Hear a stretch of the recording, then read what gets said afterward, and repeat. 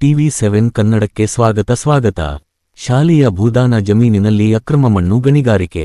ಅಧಿಕಾರಿಗಳ ದಿಢೀರ್ ಪರಿಶೀಲನೆ.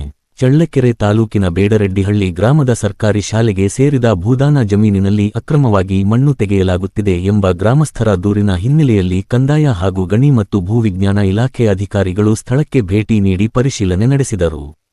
ದೇವರೆಡ್ಡಿಹಳ್ಳಿ ಗ್ರಾಮದ ಸರ್ವೆ ನಂ.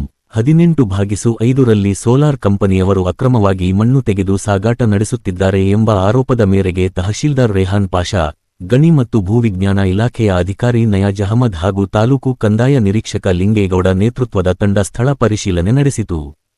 ಪರಿಶೀಲನೆ ವೇಳೆ ಸಂಬಂಧಪಟ್ಟವರಿಗೆ ನೋಟಿಸ್ ಜಾರಿ ಮಾಡಲಾಗಿದೆ. ಅಕ್ರಮ ಮಣ್ಣು ಸಾಗಾಟ ನಡೆಸಿದವರ ವಿರುದ್ಧ ಪ್ರಕರಣ ದಾಖಲಿಸುವಂತೆ ಶಾಲೆಯ ಮುಖ್ಯ ಶಿಕ್ಷಕರಿಗೆ ಅಧಿಕಾರಿಗಳು ಸೂಚನೆ ನೀಡಿದ್ದಾರೆ.